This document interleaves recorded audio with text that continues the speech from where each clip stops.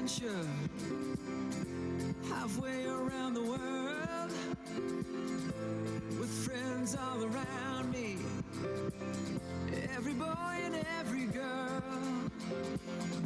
I've worked hard and waited so long, and now I'm in it for the win. When I touch down in London, that's when my journey begins.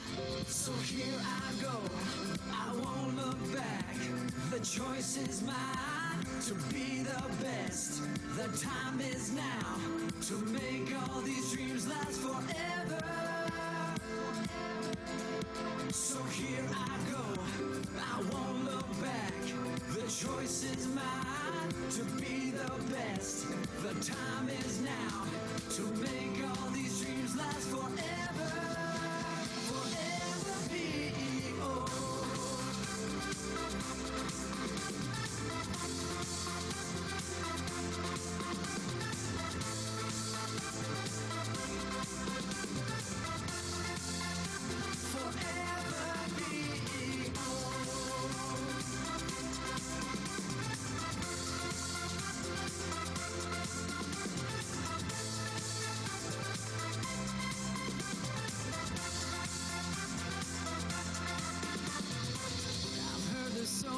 To do there, I have nothing left to fear. I can't stop thinking about the future. I see my path is so clear. So here I go, I won't look back. The choice is mine to be the best. The time is now to make all these dreams last forever. So here I go, I won't look back. The choice is mine to be the best. The time is now to make all these dreams last forever. Forever BEO.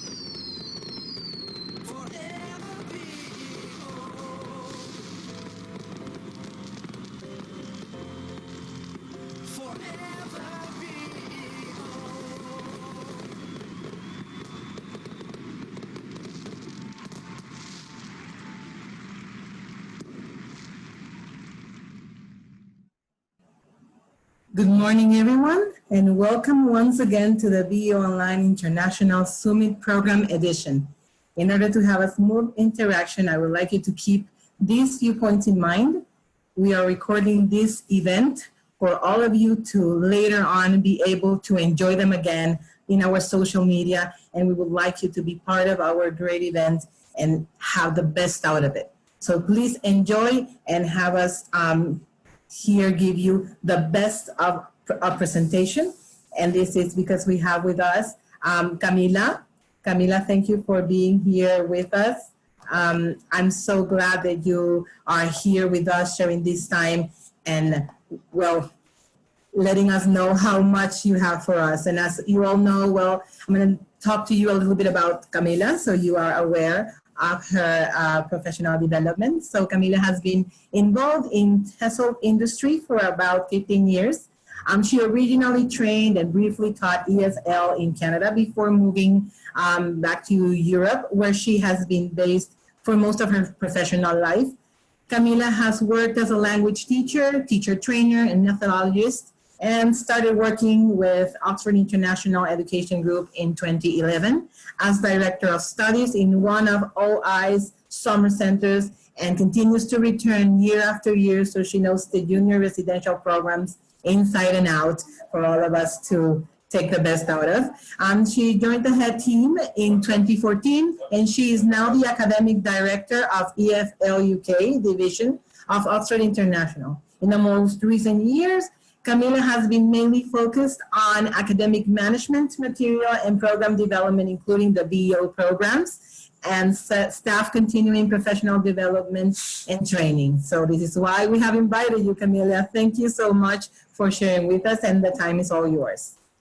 Thank you very much, Milvina, for the warm welcome, and good afternoon from London, but good morning, I guess, to most of you, although who knows, very international audience, I've been told. So to whatever part of the world you are in, a warm welcome, and thank you for being here.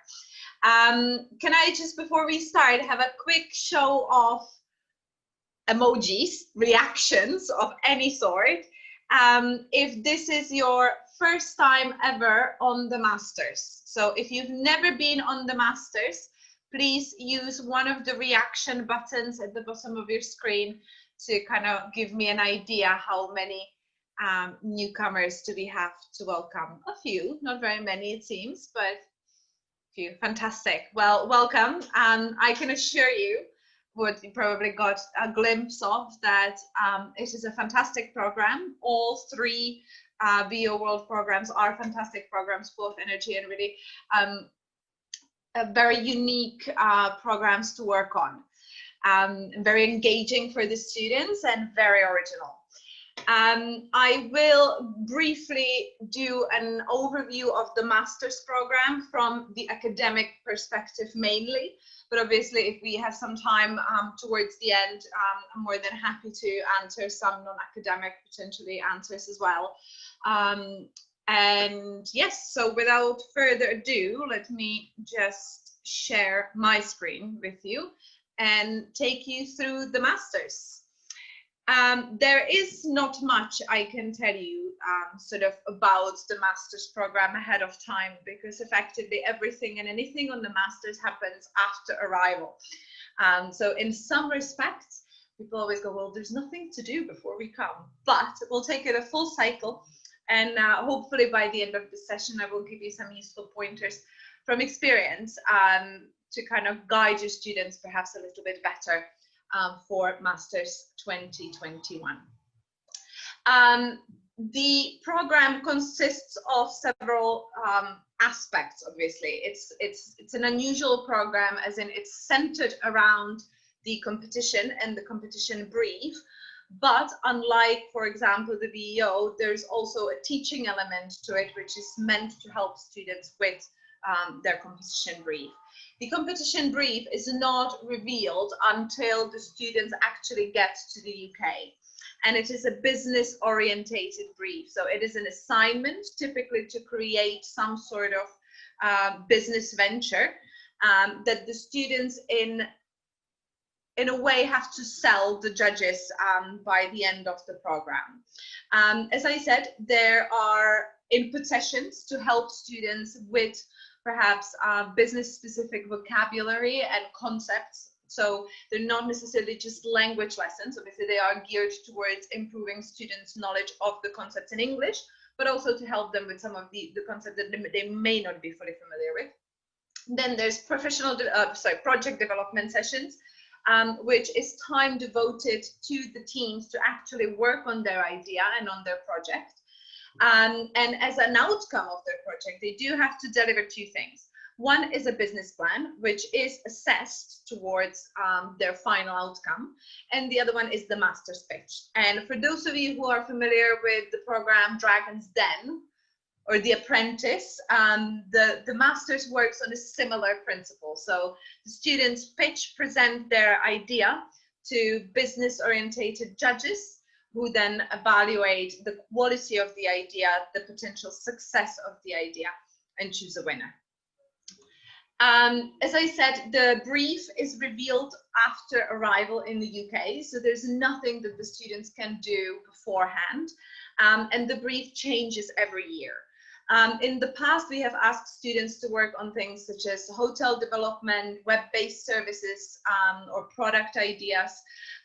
But recently, in the most recent, I would say 3-4 years, we have started going into perhaps areas that encourage students to also reflect on what's happening environmentally, globally or locally. So for example, one of the projects, I think it was 2 years ago, we had a high street regeneration project, which is an issue that is very much affecting a lot of UK towns and small cities, where effectively the high street, which is a very English thing, is a high street where you have all the shops and cafes, is slowly dying because everything, all these kinds of businesses are moving onto the suburbs into big mall sectioned developments and so on and so forth.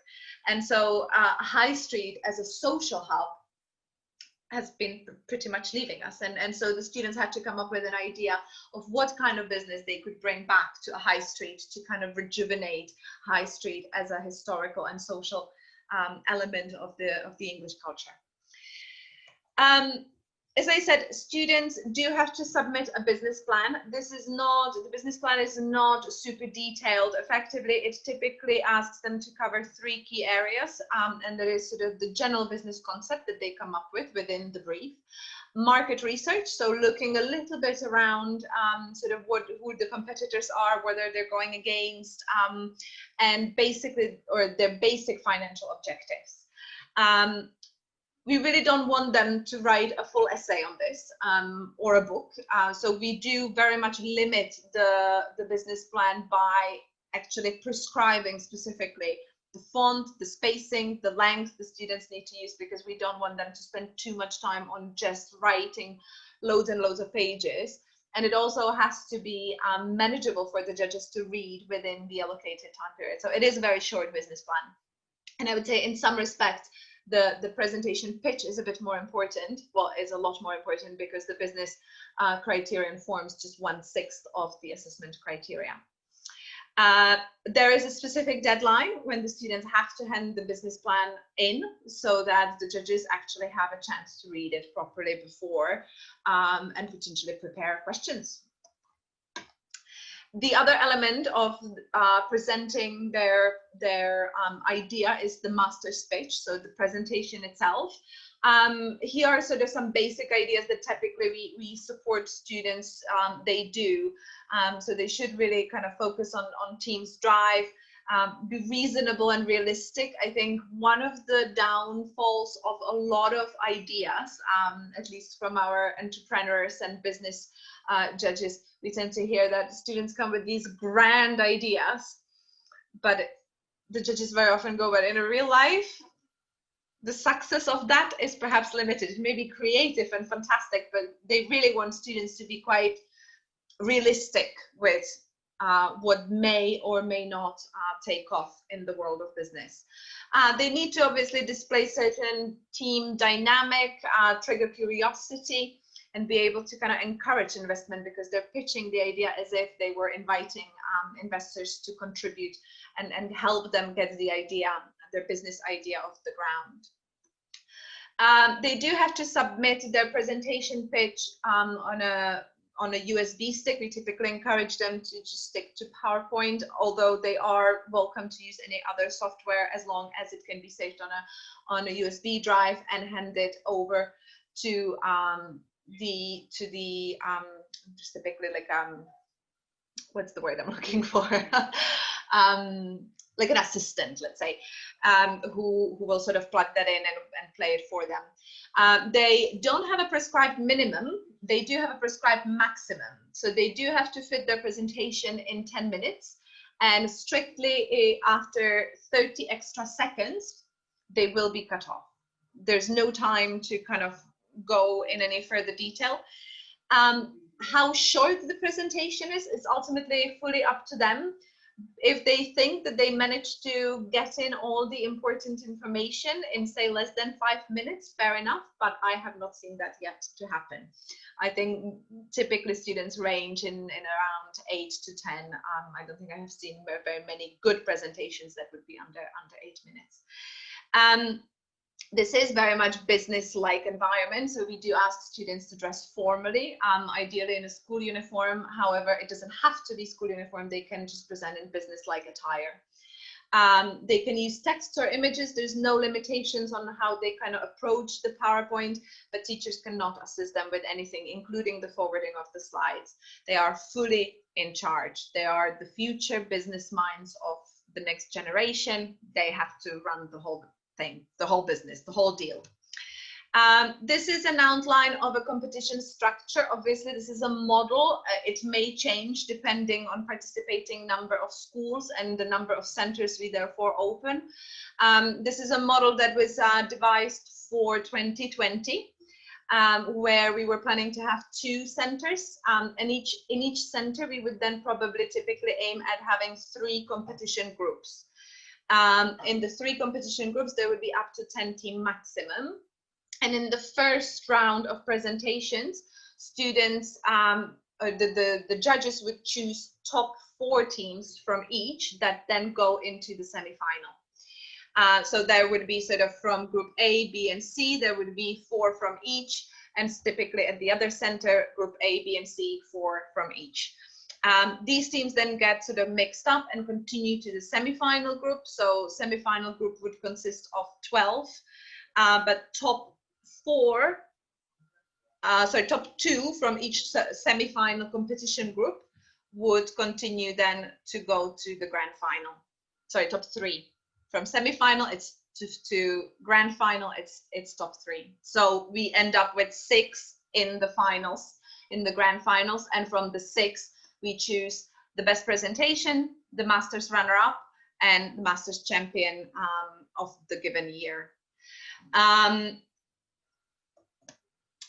In the qualifying round, students are assessed on their business pitch idea, on the presentation, as well as the business plan. The rubrics change every year, obviously to fit the actual specific brief that we give them, but normally the written business plan forms only one part of the assessment, and the remaining parts are based on the pitch.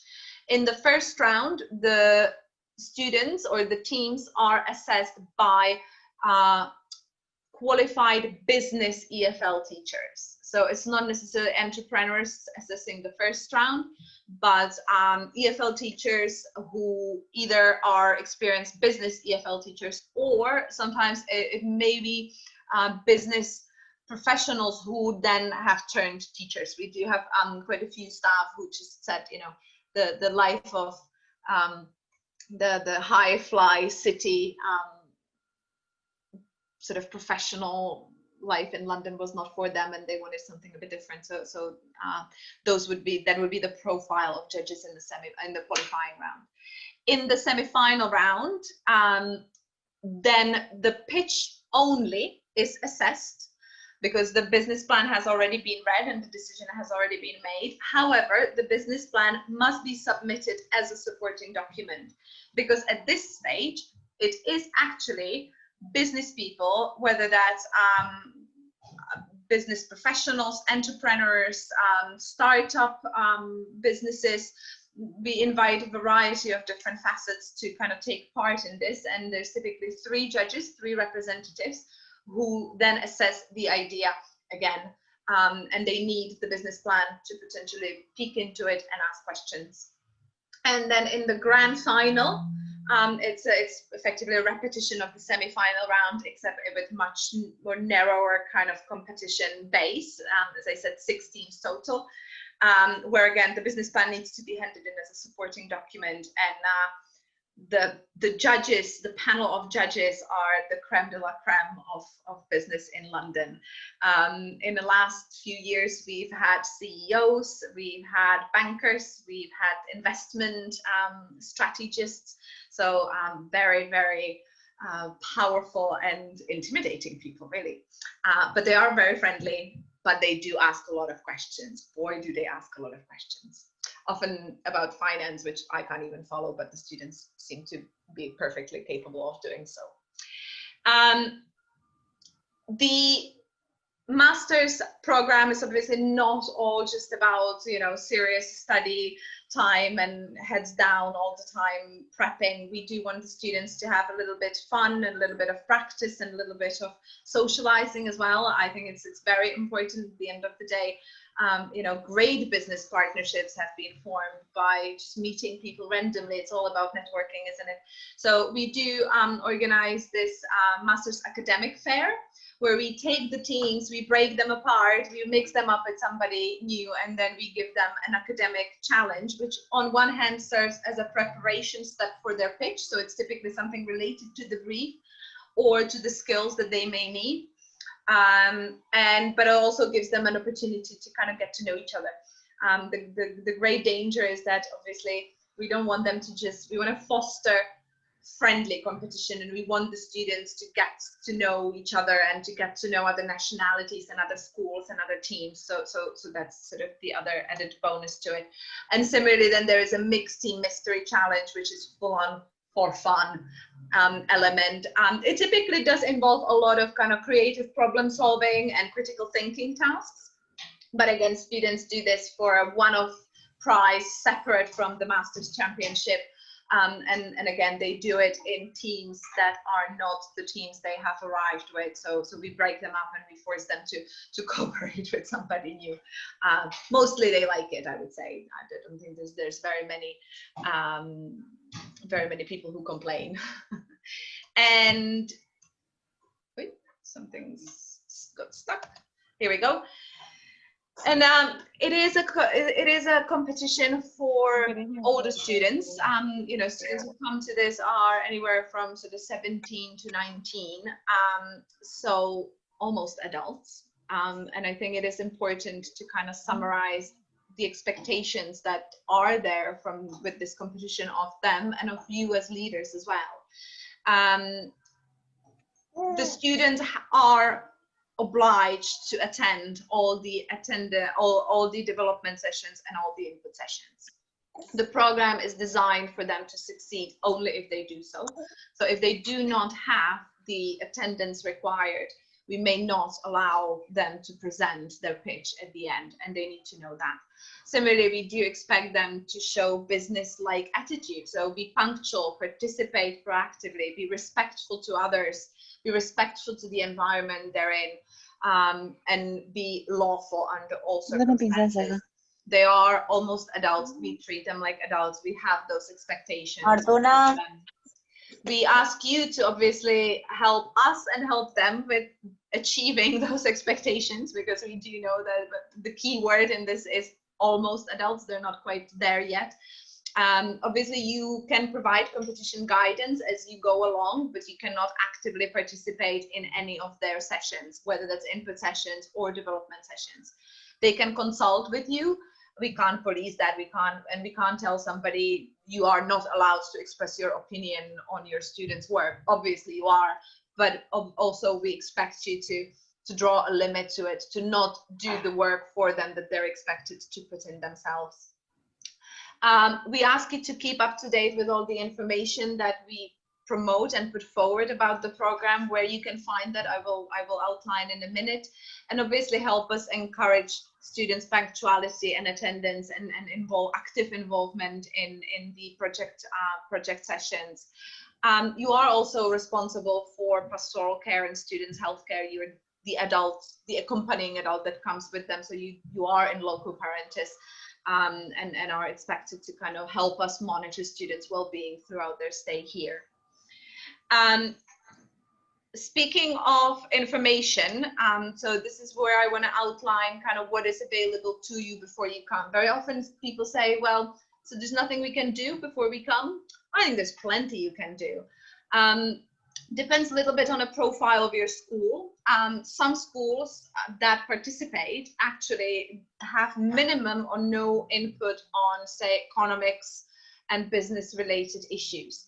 If that is the case, I suggest you run regular, even just conversation sessions or clubs, and start building students' vocabulary related to different concepts of business, whether that's business development, finance, marketing, HR, PR, you name it, as long as you start building vocabulary and give students a bit of a exposure to key concepts within that, I think you're going to do them a great service when they actually come here. The schools who do have, say, econ classes as part of their curriculum, it really does show that the comfort zone, it's not even the language, but the comfort zone students have when it comes to pitching their idea is really quite distinct. So I think, you know, ask yourself how much your students, your team, as you build it, how much do they know about these kinds of concepts, and then try and give them opportunities to discuss them and learn about them. There's really nothing they need to plan specifically, but I think it's just, you know, once you're an expert in a field, then you can obviously convince others much better about your expertise than if you don't know anything about it. On that note, we obviously provide you with support as well. So we provide you with written guidelines where everything that I've presented today is outlined in a lot more detail. And it tells you exactly sort of the expectations we have of students, submission dates, and so on and so forth.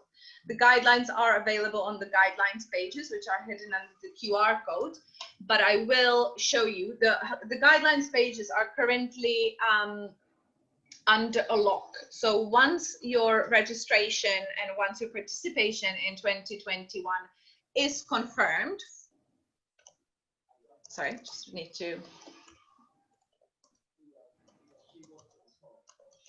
So once your participation is confirmed for 2021, you will receive a password which will allow you to enter the website hidden under the QR code that I shared. Sorry, this is what I wanted to do. Share different screen, not pause. So you should be seeing what that looks like. Malvina, can you just give me a thumbs up if you're seeing the guidelines page? Or can anybody give me a thumbs up if you're seeing yes, the guidelines? Yes, you can see it. Fantastic. For a moment, wasn't sure if it loaded properly. So here it is.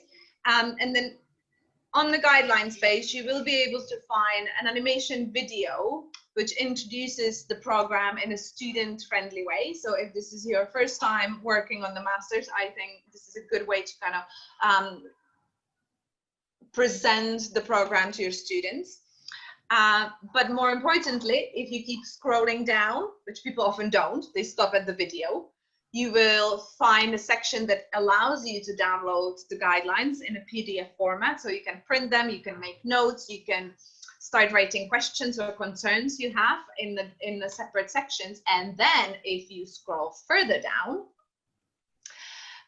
there is this section called Masters Forum, which currently looks very sad because it's not up and active yet. We typically launch the forum in late October.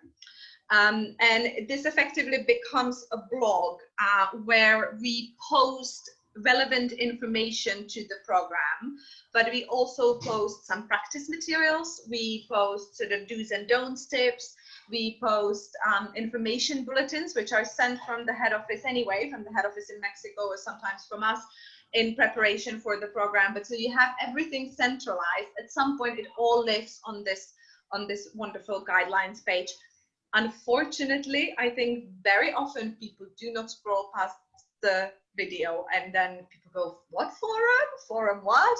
So the forum is a tool for you. You can email us at any point and ask any questions you might have. And then typically what we do is we collate all questions that come. And every 2 weeks, we do a post on the forum where we answer your questions. And as I said, we typically throw in something interesting for you to play with in your classrooms or in your preparation sessions, and to give you a little bit more on that. So unfortunately, in terms of the academic side of things, I think that's all I can tell you, because the brief remains a mystery up until actual student arrival. What I can tell you, obviously, we are living in very unusual times these days. This is the first time that in all my years of involvement with Oxford International that I have not seen Easter running or summer running. And it is rather sad, and we are super excited to welcome students. We were super excited and prepared to run small summer English language camps at the end of August, which unfortunately didn't happen. But what came out of that, and what is positive, and I think what is important to mention here, is that we are COVID compliant, as in we have prepared to have COVID compliant campuses should the situation persist in or at Easter of next year. We do have systems and strategies in place. We will be obviously allowing for social distancing if it's necessary. We will be providing hydrogel or other cleaning services in addition to, say, the standard. We do have a process and procedure for what should happen should a student not feel well. So we're prepared for it. We are prepared to take precautions to keep everybody safe, your students, you, our staff. But we're obviously hoping that perhaps by Easter of 21, we will all find ourselves in a slightly better situation than we're now, and we'll be enjoying a bit more regained freedom, and hopefully we'll be able to run the program to its full effect. However, that being said, I think, you know, the program, we have been running, the company, Oxford International, we have been running residential programs for, it'll be 30 years next year. So we do know how to be flexible with our programs and how to ensure that our students are safe. So even if there are some limitations in place, you know, students will have their own bubble in their campus. So they will not be mixing with any foreigners and strangers. And then obviously we can also work flexibly with our excursions and with our activities to, again, provide safe environment and ensure that everybody is going home healthy and happy. I will briefly now have a look perhaps at the chat box, or Milvina, if there's anything that's already, 18 points there, so that's good. we have some questions. Some of them are just greetings and thank you for your work. Hello everyone, thank you for sharing with us from Benjamin Franklin School. Good morning from Kipling Campus, Irapuato, Mexico. Hello from La Ceiba, Honduras. Hello, everyone. So great to see so many of you. And then we have one question here from Rafael. It says, market research is done in London market, or can they do some research in their own country or region? Well, very good question, but one that doesn't actually allow a very straightforward answer, because I think the market research will be very much dependent on the brief. So for example, I will use back the example where we asked students to work with the rejuvenation idea. So this was done, we actually took students to the street, to the high street in a small town, UK, which was suffering from the issue, from the problem. And we've given them a specific building on that street, and we said, this is the building, this is how much the rent is, this is how much money you have as a sort of investment starter. And these are the businesses that are around. Do your market research. So it was very specific. Obviously, if we change the brief to something which is not as specific as that particular street, then the market research will change as well. So it does depend on the brief, but the brief will define in some respects where the market research is meant to be. So if the students are, for example, asked to, I don't know, design a new hotel development complex, and they decide it's going to be on a beach in Brazil, then that's going to be their market research. It's how they then sell it, why they chose that particular beach in Brazil. So it will be defined by the brief. Perfect. Thank you, Kamila. There's Thank also you. That was understood. about... Thank you. Sorry for interrupting. That was understood. Thank you. Thank you, Mr. Molanthi, for your time and for your question. And then, well, another question here. Do leaders have to go to sessions with students? No, in fact, you will not be allowed to go to sessions with students. So, as we said, students will be supervised by a member of staff in all the sessions. Obviously, in input sessions, they will be with their teacher, our member of staff. In their development sessions, we will not allow a teacher to be in it with them, but there will not be kind of a teacher with them the whole duration of the time, but there's typically a member of staff who, for example, supervises two groups that are working in two adjacent rooms. So they are supervised and you don't get to have input. Sorry. Okay, and we have a question. Would you please share the presentation with us so we can go over? Yes, of course. The presentation will be shared for all attendees via email. And there's another one. Could you share the password to be able to view the information from the QR? No. As I said, this is not to make your life super difficult, but obviously we protect our know-how from competition. So once your participation is confirmed, you just need to contact head office in Mexico City and they will assign you a password that will allow you to enter the guidelines pages. This is the process that we do every year. It's not new. So at this point, we're not going to be sharing it publicly, but once you're registered and committed, then you'll get access. Perfect. We have more questions here. Will those guidelines be written out and passed out so that parents and students know all the details of it? And yes, of course, right? Yes, absolutely. Yes, so again, same. Once you get access to the website, you will be able to download the guidelines, and you can then obviously share the guidelines with your students. They do also, I think it's perhaps important to mention as well, the guidelines have a sample task from previous years, so you can actually read up fully on the sample task.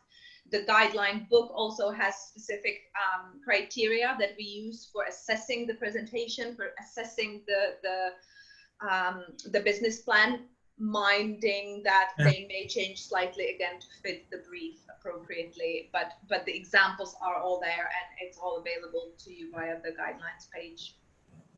Perfect, yes. I have one more. Thank you so much for sharing. Although I will not be participating in the Masters next year, I will do my best to keep participating in upcoming editions. Yvonne from Caracas. And then we have a question. It's the same information and all for the Masters 2020, right? The ones that were posted this year are the same for Easter. Yes, so I mean, ultimately, nothing has changed. It's the same book, because we didn't, as I said, we don't release the actual brief until students are here. So we're not going to release the brief for 2021 until the students are here.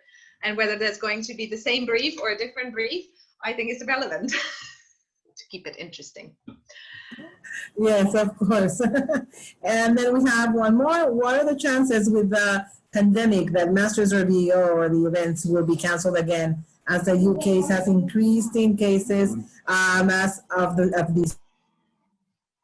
I am very sorry, but I don't think I am in a position to actually be able to answer that question, because I mean, that is something that we have no control over, as in what's happening with the global pandemic. I think we have all seen that the situation at the moment is rather unpredictable. We have seen places in Europe that were perfectly fine and are now approaching a lockdown type of time again.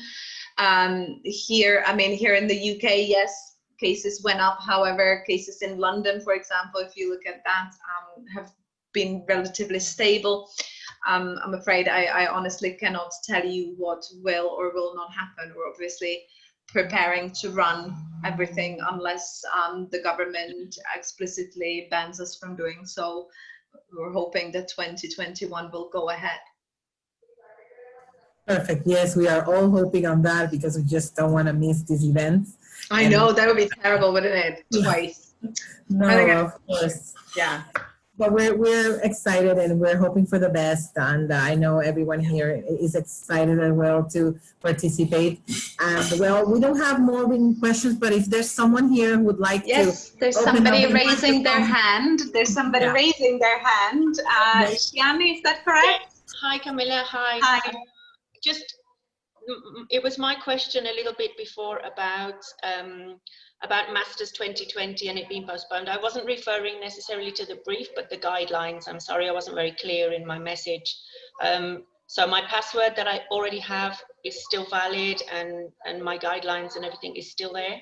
So the guidelines book is exactly the same, if that's what you're asking.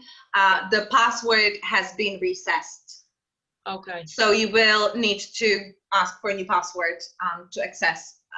The forum has been cleared because we obviously, I mean, while we understand that some people are in a position like you, that there are schools perhaps with exactly the same teams returning, others may not. It may be a returning school, but with a different group of students because some may not travel.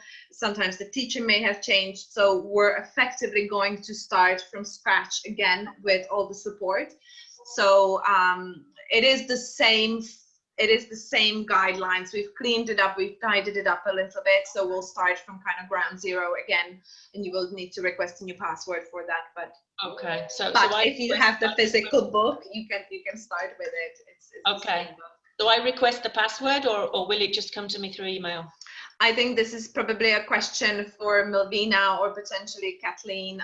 I'm not sure how the head office in Mexico is preferring to handle that, but I think once you confirm your participation, then I think they'll just send it to you via email. Potentially. Yeah, we will.